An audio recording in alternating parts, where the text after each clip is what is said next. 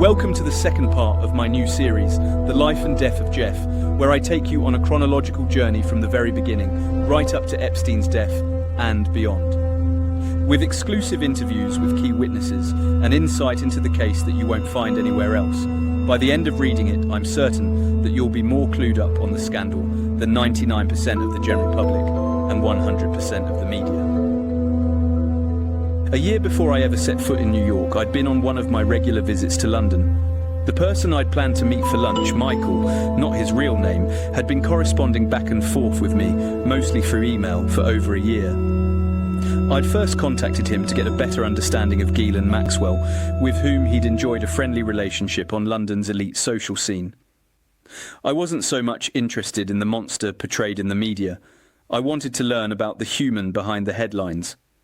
We met in a small Italian deli near Kensington Gardens, a vast park I fondly remember strolling through with my Bermondsey-born grandmother after begging her to show me the statue of Peter Pan. We sat, cramped at one of the small tables, businessmen and locals scurrying in and out around us as I unclipped my briefcase, removed some pre-written questions, a wad of printed sheets, and placed them on the table with a light thud. He seemed surprised, moving his eyes from the paperwork to the clock above the counter, rightly guessing that the interview wouldn't be as short as he'd envisaged, or perhaps hoped. I suppose we'd best get cracking. Over the next couple of hours, he told me he had first met Ghislaine in 2010, the pair introduced by a mutual friend, an LA film producer. I was living and working in LA at the time, he told me. We'd meet up whenever she was over and would go for dinner or drinks. Then we met up a few times in New York. I went to a Christmas party one year with some friends of hers in Chelsea, all nice people. Dame Vivian Duffield and others were there, and everyone was happy to see her. That's the thing about Ghislaine. She has room presence. When she walks into a room, she lights it up. She's witty, gregarious. She was always somebody who would befriend anyone, a politician and a supermodel, all on the same night. She was lovely, warm and funny, very interesting to be with, and always full of stories. Not precious or high maintenance in any way. The monster they depict her to be in the newspapers has no resemblance to the real Ghislaine at all. He told me he believes Jeffrey didn't commit suicide. He surmised that he was murdered, though he had no idea who by.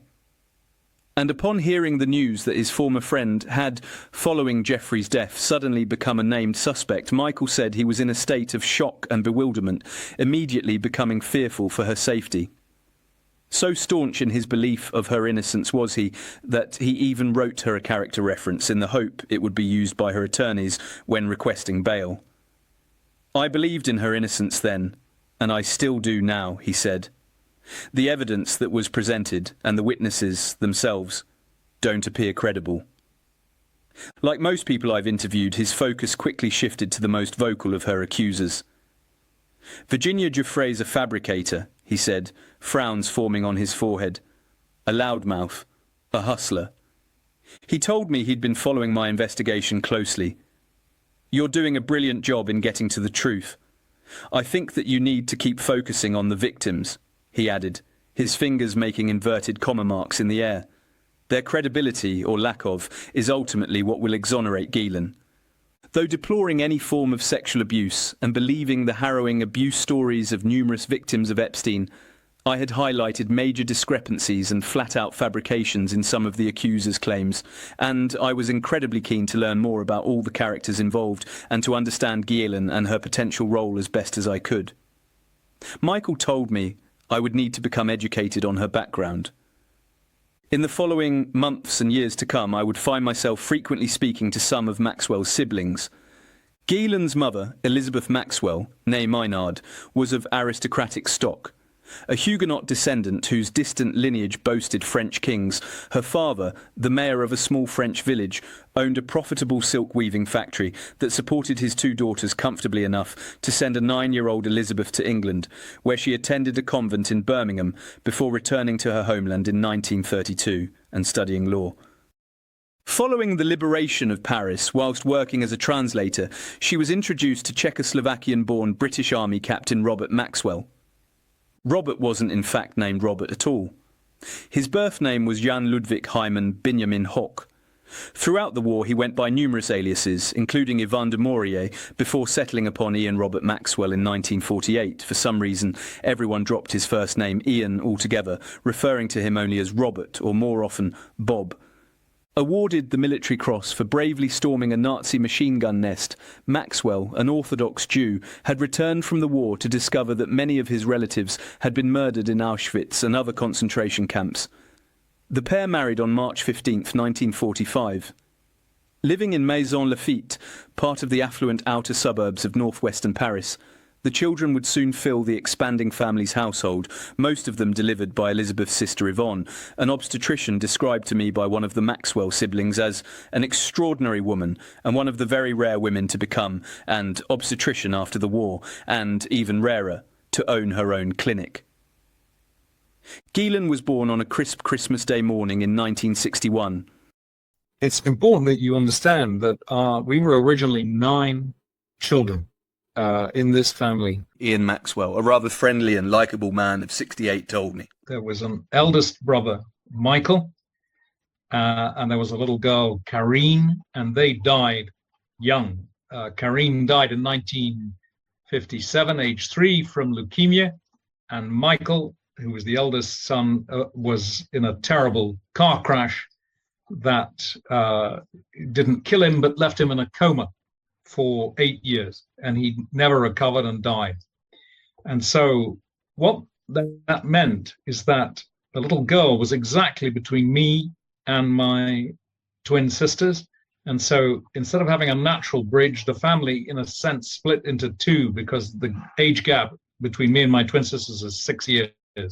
And therefore, Kevin and I and Ghislaine were very close as children, and my 4 elder brothers and sisters were very close. And obviously, as we grew up in age, we became equally close. But in terms of our childhood, Kevin and I and Ghislaine were closest in age. I'm 6 years older than her, or 5 and a bit, and 3 years older than my brother. And so we spent quite a bit of time together, although we were educated separately. And so I've got pretty clear memories of childhood with Ghislaine. She was a funny little thing. She was very funny. That's a key thing. Ghislaine's always been quite funny. She had a very good sense of humor. And in terms of things that we did together, we gathered up out. She was in the same bedroom as Kevin and I for at least the first 3 years of our life. There's one anecdote that sticks in my mind, is that Kevin and I quickly understood that the way to shock our parents was to use swear words, which generally got a cuff around the ear hole. And so we thought if we could avoid cuffing, we would teach these words to Ghislaine because she was too small to be cuffed. And one day, she's held in the arms of my mother, my father's next to her, and some worthy Oxford College head of Brasenose from memory, turns up and says, "And who is this adorable little thing?" To which Ghislaine said, "Piss off." It was a hell of a, my father didn't know where to go. Anyway, so she's always had a sense of humor. She always, even as a young child, loved animals. She had dogs and a cat and some budgies and a hamster and a pony. My father was rich and could afford to give her these things. I thought she was perhaps a little spoiled because that's what happens when you're the youngest of the family. And also because the day of her birth, which was Christmas Day 1961, was only 2 days before my brother Michael's car accident. And this traumatized the whole family desperately. My parents didn't know where to go. They were lost in grief. And Ghislaine was in some sense ignored, really, in the very early months of her life, even the first year or two. And there's another story told about her that at one point, age, I think some 2.5, 3, something like this, she stood in front of our mother, legs apart, and said, "Mummy, I exist." So it's an amazing idea for a child. So there may have been some compensation on the part of my parents. I felt guilty about that. By now, a publishing company founded by Robert Maxwell, Pergamon Press, was booming. The boy from humble beginnings, from a 2-room wooden shack with earthen floors and a pit latrine where he and his siblings would share one pair of shoes during winter, had done good. So good, in fact, that he moved the family to the company's leased headquarters, Headington Hill Hall, a grand Italianate mansion in East Oxford. Boasting more than 50 rooms, the new family home, described by Robert as the best council house in the country, had hosted countless high society parties throughout the 19th and early 20th centuries. Attending an all-night May Day ball there in 1878, Oscar Wilde had arrived in flamboyant style, gaudily dressed as Prince Rupert. I was very young when we moved to Headington Hill Hall, or Triple H as we called it, Isabel Maxwell, the entrepreneurial, warm and spirited sister of Ghislaine, told me. We moved into it during Easter of 1961. Our mum had been fixing it up for all of the past year as it was, in our mother's own words, from her book, A Mind of My Own, a Victorian mansion built in 1858 for the brewer James Morrell. It was in 15 acres of wooded parkland with a magnificent view over the dreaming spires of Oxford. It was owned by Oxford City Council, who were looking for a tenant to take over this white elephant. During the war years, Headington Hill Hall had been transformed into a Red Cross rehabilitation centre for injured servicemen, Isabel said, and by 1959 it had been unoccupied for 15 years, so it was very dilapidated. My parents got permission to build new modern headquarters for Dad's Pergamon Press on the site, so that went up at the same time. I remember that the house, when we first saw it, was frog green on the outside sills and window frames and pale yellow in all the rooms. There were giant radiators everywhere. It took Mum a good year of living by herself in the one habitable room while architects and contractors repaired and recreated the original plan of the house. Once complete, the house would serve as a magical playground for the Maxwell children. We spent hours and hours exploring the house and the cellars it had, and old tunnels that we thought would lead all the way down to Oxford if we dared crawl through incredibly narrow places, Isabel said. For kids, it was a wonderful place to explore and play, that's for sure. Every weekend our father would have a string of guests for meals, either from the constituency when he was in Parliament — Robert Maxwell became an elected Labour MP in 1964 — or from science and business across the world. And often guests would stay over, and we would be expected to entertain them and be present at all the meals too, take them for walks, or visit Oxford or whatever they wanted, whatever was required. We learned a lot, and this developed our social skills for sure, as well as a knowledge about the world and different cultures. That was endlessly fascinating and important for understanding differences in the world too. As it had under previous tenants, many important people would be welcomed into Triple H's walls while the Maxwells lived there. As Wired magazine records, Isabel might come home from school to find Sir Robert Robinson, the Nobel laureate in organic chemistry, at the dinner table, or Mrs. Pandit Nehru, the wife of the Prime Minister of India, or Professor Murray Gell-Mann, who was awarded the Nobel Prize in Physics for discovering the quark. Politicians too, like former British Prime Minister Harold Wilson. Like her father, the dinner guests were of heroic stature. There was no place for dilly-dallying in a life of this scale. Over every mistake, every mishap, her father would demand, "What did you learn from that?" he made her think. "Why did you say that?" he would insist, pushing for clarity. He berated people for what he called mental laziness and for stumbling, vague conversation. Robert Maxwell had boundless confidence, Isabel told me. But over time his manner became authoritarian. He could dress you down pretty rotten. I can tell you that from the time our eldest brother was all but killed in a car accident, the night of December 27th, 1961, all our lives were shattered. The next 2 years from that time remain utterly like a grey fog. I remember going to school and babysitting our little sister Ghislaine from time to time, but everything was full of grief. We could barely go anywhere, and if our request was to be taken somewhere in a car, the answer would be no.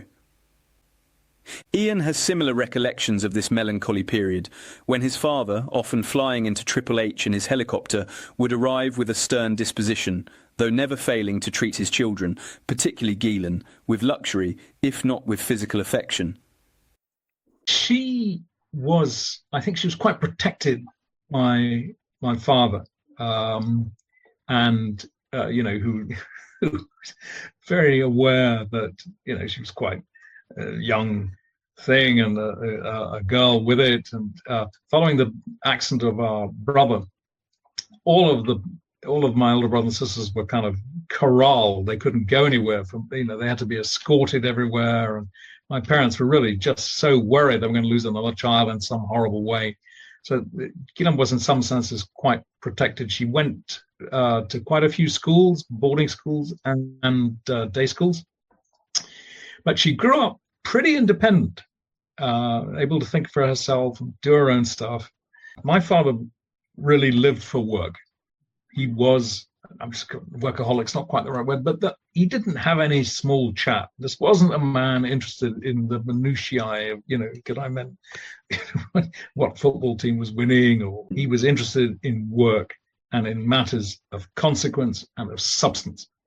And we were brought up in this way.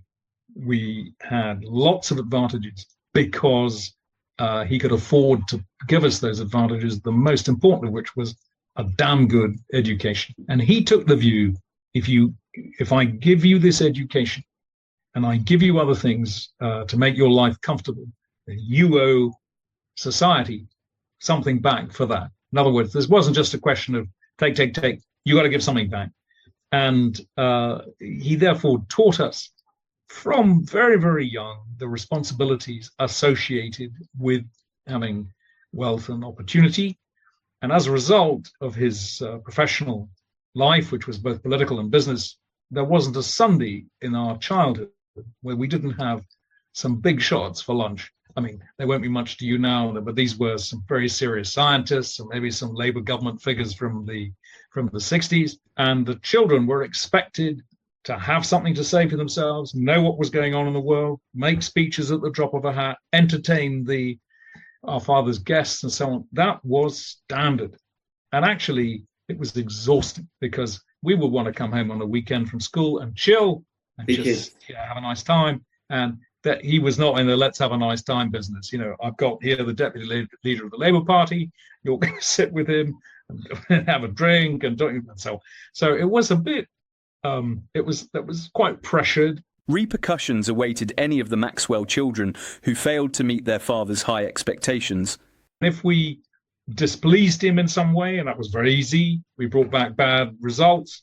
We ummed and erred instead of giving a straight answer to a straight question. We didn't have any program to keep ourselves occupied. Bang, you were in trouble. And sometimes it was serious. If we lied to him, and we subsequently discovered that, I was belted, and Ghislaine would have been smacked. Not that often, but that's the way he was brought up, and that's the way the kind of stuff that we had to deal with. So it was pretty heavy, I would say. But at the same time, he loved us. I was never in any doubt of my father's love, and nor was my sister. He had lost everything in his life as a young man. His parents were killed in the Holocaust. Most of his siblings were put in the gas chambers.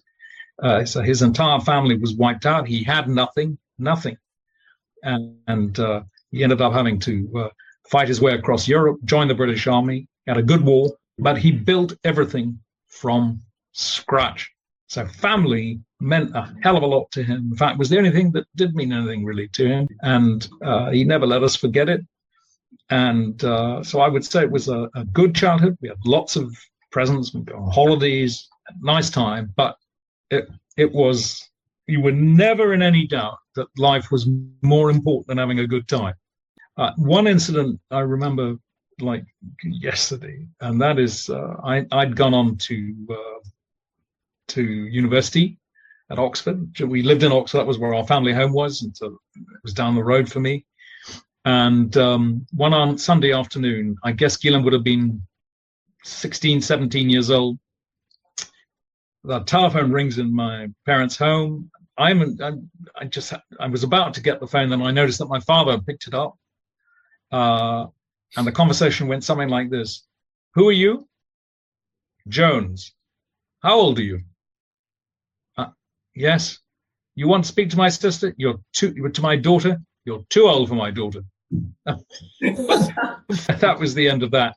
She ended up going to spend quite a few months in Spain in her year off between university and school.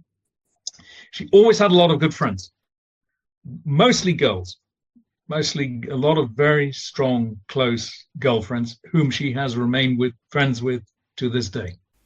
Ghislaine was sent to Marlborough College, where she threw herself into her A-levels before going on to earn a degree in modern history with languages from Balliol College, Oxford. It was during this time that Ghislaine met Prince Andrew. They'd first been introduced during her days at Oxford University in the 80s, with sources telling ITV that they grew so close that Buckingham Palace staff believed they dated. Their friendship grew stronger throughout the late 90s and early 2000s, their outings together on the New York and London social scenes regularly being splashed across front pages. Speaking to ITV, Paul Page, a former Royal Protection Officer, said that he first met Ghislaine in 2001 and that Buckingham Palace staff suspected that she and Andrew were involved in an intimate relationship. From the way she was allowed to enter and exit the palace at will, we realised, suspected that she may have had an intimate relationship with Prince Andrew, Page said. A colleague of mine remembered her coming in 4 times in one day from the morning till the evening. She kept coming in and out, in and out. I got the sense that Prince Andrew and Ghislaine had probably been girlfriend and boyfriend in the past, Maxwell's friend Ewan Relly later recalled. They had an easy warmth around each other.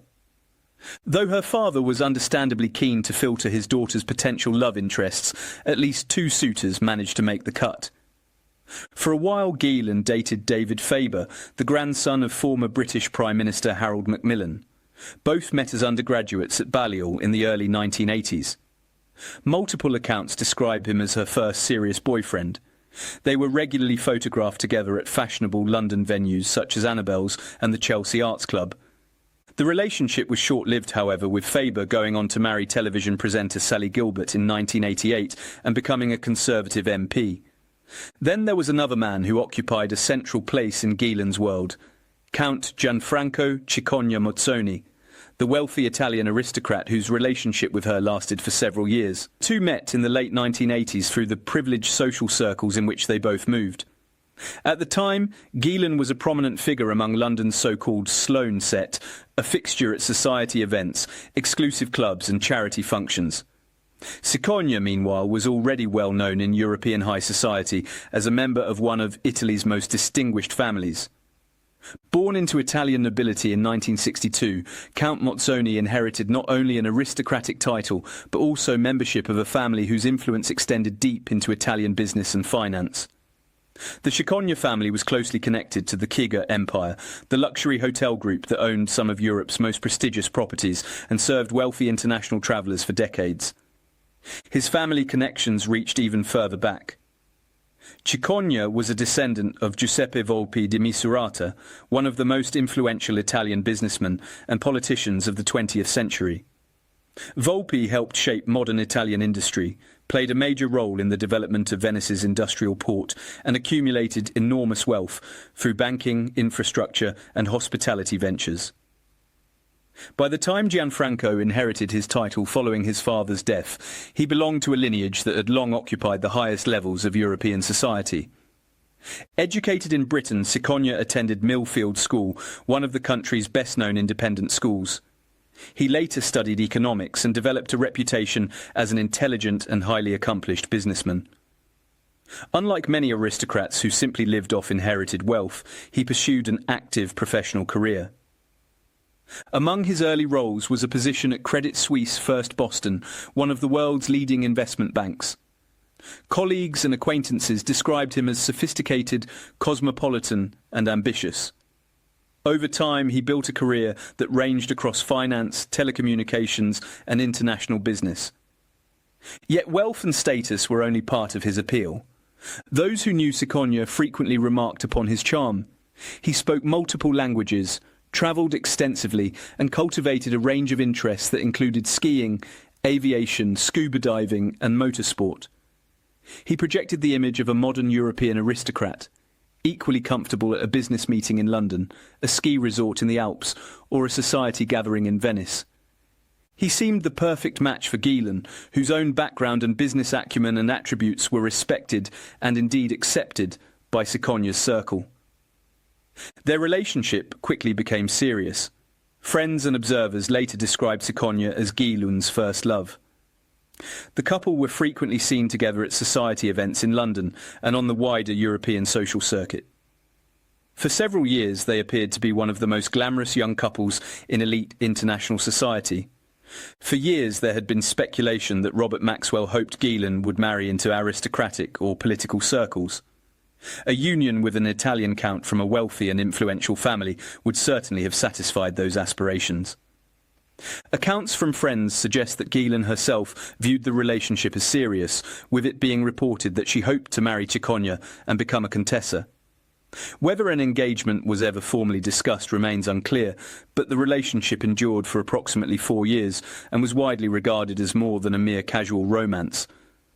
But a future together, one that would have seen Ghislaine's life projected onto a completely different path than the one she later found herself on, wasn't to be, and their relationship ultimately fizzled out and ended in either 1990 or 1991.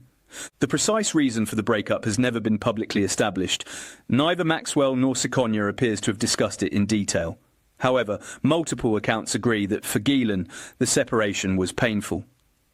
Timing also made the situation particularly significant. The relationship ended just as her father's business empire was collapsing. Meanwhile, Sikonya moved on and continued building his career. He became particularly prominent in South Africa, where he established business interests and earned recognition within the aviation community. Flying became one of his greatest passions. But, long after his relationship with Ghislaine had ended, that passion ultimately led to his death. On June 30th, 2012, Sikonya was participating in the Klerksdorp Air Show in South Africa. He was flying an Aero L-39 Albatross, a high-performance Czech-built military jet trainer that had become popular among experienced civilian pilots. During a formation display with fellow pilot Charles Urban, something went terribly wrong. Witnesses reported seeing Sikonya's aircraft fall out of formation while flying at low altitude. The jet appeared to tilt before entering a steep dive. Seconds later, it slammed into the ground in front of thousands of spectators and exploded in a fireball. The impact was catastrophic. Sikonya was killed instantly. He was just 49 years old. Throughout her early life, Ghislaine would form a close bond with her father, to the extent of being trusted to get involved in some of his many business affairs. But Robert Maxwell's illustrious career couldn't and wouldn't last forever. Father had an interest in the press since the war. He was the Allied press officer in Berlin during working for the Control Commission after the war. This was the administrative administration that Britain set up to run Germany, or the occupied part of Germany that it was responsible for post-war. My father was in charge of press relations, so he had an early exposure to the press, and then he met some of Germany's publishers, and then learned very quickly about the importance of science and then of science publishing, and made his way in the world. And then he had a number of cracks at buying newspapers in Britain, News of the World, Sun, losing on each occasion to Rupert Murdoch, and eventually gets the Mirror in 1984. But during the whole of our childhood, he was an MP from 1964 to 1970, and there was this brilliant period of his life, really up until about 1968, I would say. He was, Pergamon had been taken, that was his scientific publishing business, had been taken public. He was a very, very wealthy man, multimillionaire. He was a Labour MP. He was somebody who was a coming man. And then he made a absolutely disastrous sale of the bulk of his shares to an American financier, which then caused the whole of that takeover to be scrutinized, the very first public company takeover by the then new Takeover and Mergers panel. He was excoriated, and a famous judgment was passed on him that he was a man not fit and proper to be steward of a public company, which dogged him to the end of his life. The business headache Ian was referring to took place in 1969, before his father's acquisition of the Daily Mirror. In that year, Saul Steinberg, head of Lisco Data Processing Corporation, was interested in a strategic acquisition of Pergamon Press. Steinberg claimed that during negotiations, Maxwell falsely stated that a subsidiary responsible for publishing encyclopedias was extremely profitable. But at the same time, Pergamon had been forced to reduce its profit forecasts for 1969, and dealing in Pergamon shares was suspended on the London Stock Exchange. Maxwell subsequently lost control of Pergamon and was expelled from the board in October of that year. Steinberg purchased Pergamon. An inquiry by the Department of Trade and Industry was conducted, resulting in a widely published report that, much to Robert's embarrassment, concluded, "We regret having to conclude that notwithstanding Mr. Maxwell's acknowledged abilities and energy, he is not in our opinion a person who can be relied on to exercise proper stewardship of a publicly quoted company." It was also concluded that Maxwell had contrived to inflate Pergamon's share price through transactions between his private family companies. However, at the same time, the United States Congress was investigating Liasco's takeover practices. Judge Thane Forbes was critical of the inquiry that had damned Ian's father and launched what was perceived to be a public smear campaign fueled by the press. And suddenly, life was not so rosy anymore. I remember my parents were thinking they should take me out of school because the press was so bad. So if you like, the good press, bad press, it goes back a long way in my life, certainly to 1970. My father was always very, not quite easy come, easy go, but he had a clear understanding that, if you've got to go ahead in the world, the press is on your side. If you choose to fight them, he was a famous phrase when he was running a newspaper and somebody wanted to have a pop at him. He said, "Be careful what you're doing, taking on a newspaper owner, because I buy ink by the barrel and I will have the last word." And he often did. But it meant that we were quite scarred by some of this negative publicity, and it was very, very bad. And then he went on to have he had a renaissance of his business life, and went on to achieve some very great things, including the purchase of the Mirror and purchase of Macmillan in the United States, and football clubs, and certainly he bought lots of things. But he was quite protective of us, notwithstanding all of that. And I knew from the word go that I didn't really want to be in this limelight. I didn't seek that. I know Ghislaine didn't either, and we felt really kind of embarrassed by the whole thing, and it's not for us, and so on. So I was a bit ambivalent about it, although I thought my father was on the rough end of a lot of attacks, and some of which I think were anti-Semitic, looking back on it, which were very unpleasant. But eventually, I think he had one saying, which was, "Sticks and stones may break my bones, but words will never hurt me." And so he had an astonishing hide of a rhinoceros, and he would ride that out. And if you're young and easily influenced, it's not so obvious how you ride it out, and you take these things to heart. He didn't. He may have done, but he didn't show it. But Maxwell was far from beaten. In 1974, with Pergamon largely failing under Steinberg's ownership, he borrowed funds and bought the company back. The judge's initial assessment and the subsequent smears, however, had a profound impact. Leaving education in the 1980s, Ghislaine had exploded onto London's vibrant social scene, her father's connections helping her rise as somewhat of an it girl. She founded the Kit Kat Club, a women's club inspired by the 18th century politician-filled club of the same name. She was also made a director of Oxford United FC, owned at the time by her father.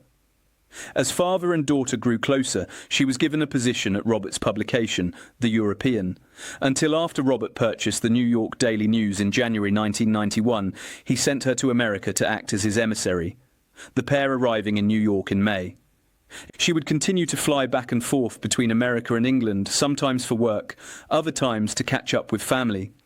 Years earlier, in 1986, she had attended the naming in her honour of her father's new multi-million-pound yacht, aboard which she would continue, when she could, to spend a large portion of her time indulging in the vessel's ample facilities, not least of all its jacuzzi, sauna and well-stocked gym.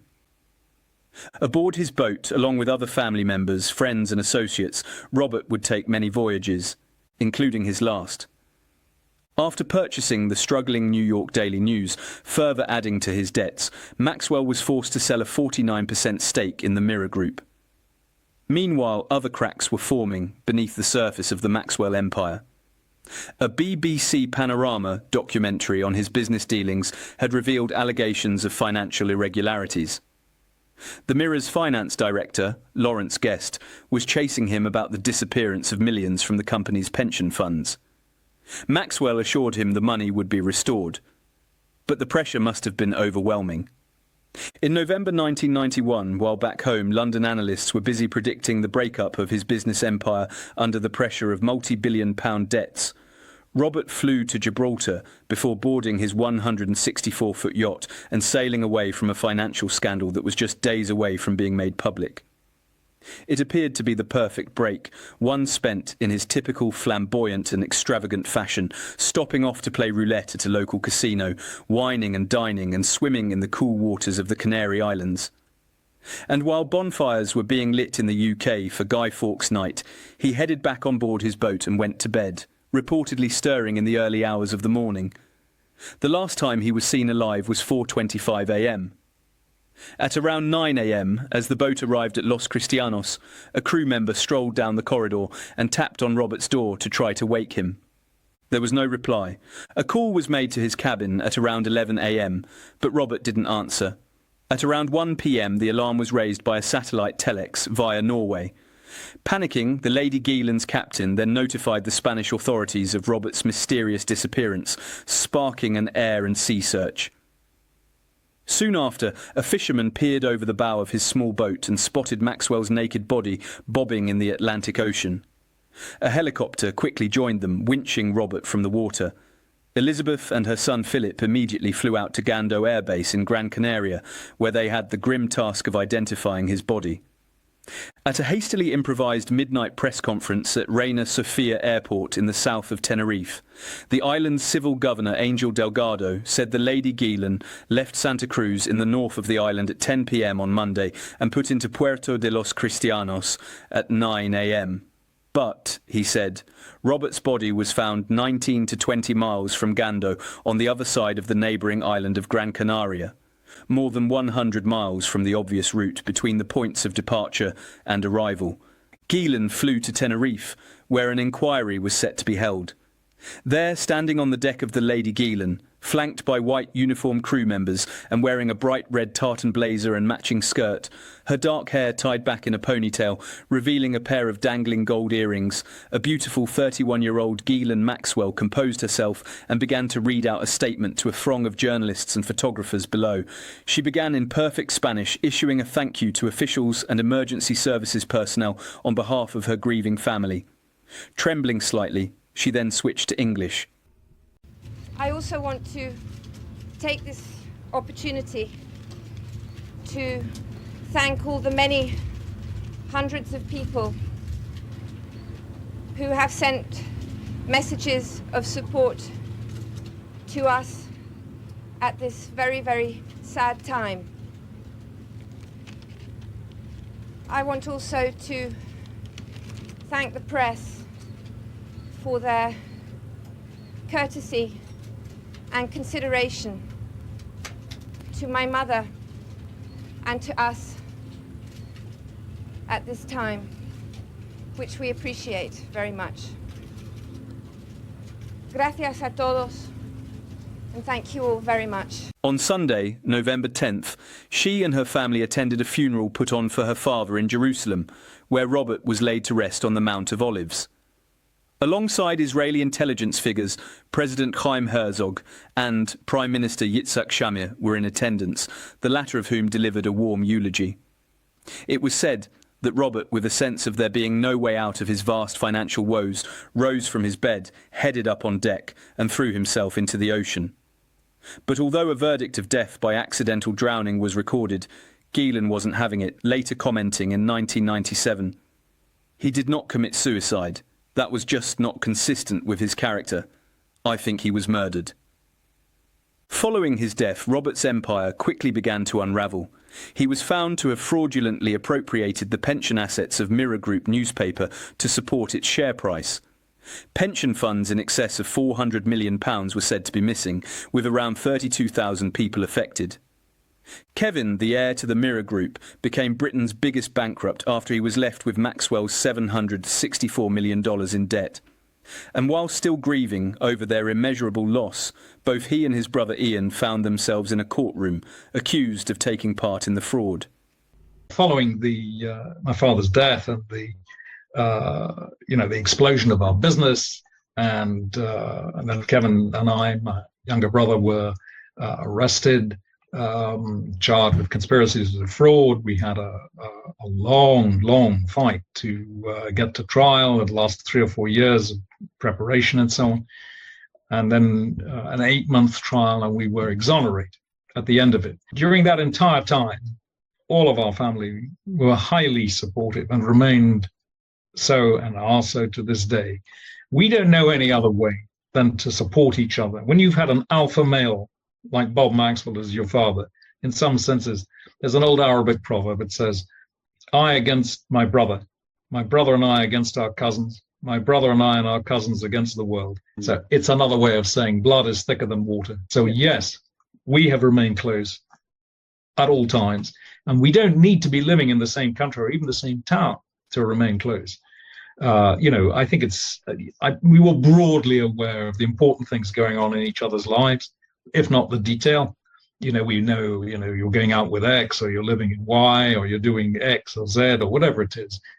That's fine. So long as you're not hearing anything bad, it's probably good. I guess the period 91 to 96, Kevin and I were knocked out.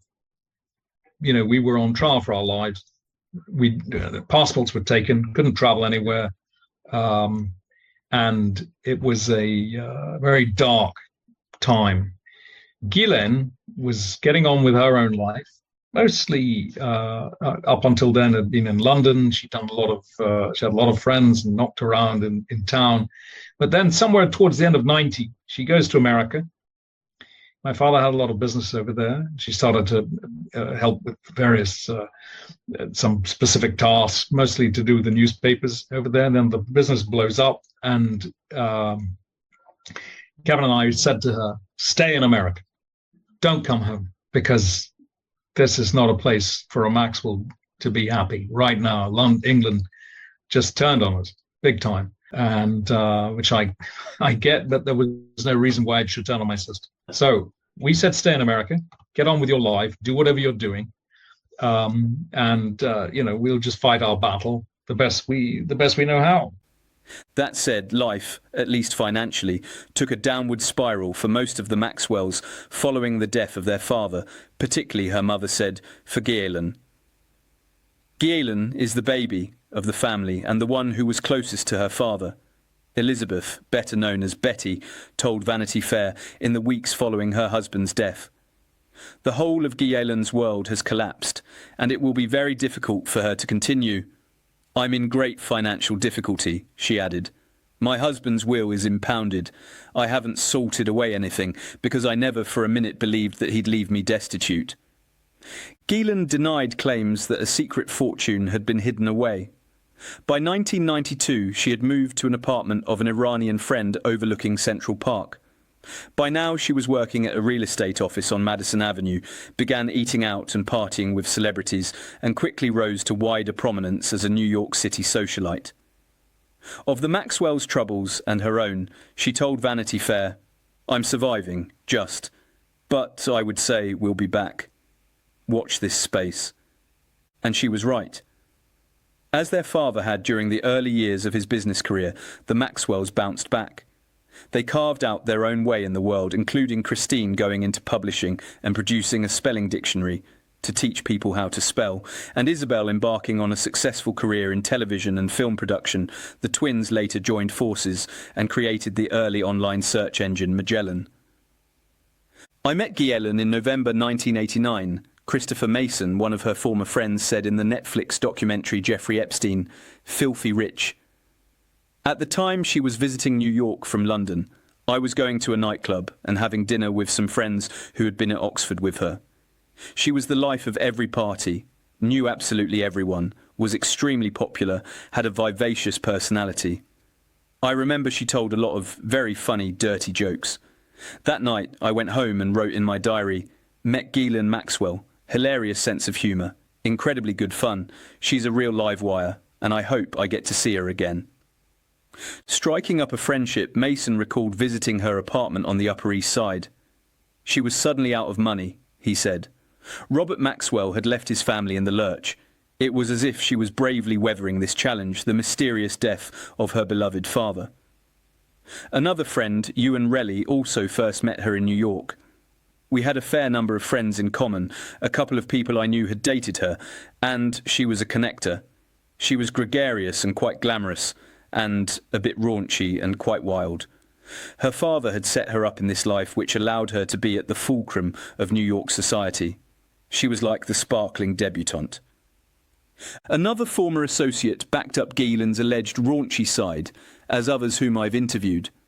Nicola Glucksmann claims that during a party at Headington Hill Hall in 1991, Ghislaine encouraged guests to get involved in a harmless, but certainly raunchy, game whereby the women in attendance removed their tops and bras, and the men were blindfolded and felt their bare breasts before trying to guess who each pair belonged to. "I'm extremely sad that my father is no longer here," Ghislaine said during a 1991 interview, sitting on a bench in Central Park. "But I don't feel in any way smaller or lesser than what I was before. The future's the future. You just get on and do whatever you can do. If I have a wish for myself, it's to do something positive with my life." Living her new life in America, her wealth and social standing rose rapidly. Already she had been introduced to a rich local financier, a man who could provide her with the money and lifestyle she was accustomed to, whose circle of contacts would nestle neatly into her own, yet who would ultimately lead to her life being turned entirely upside down. He had dark, greying hair and Ted Danson-like features. He had unimaginable wealth and mansions and apartments across the world. And his name was Jeffrey Epstein.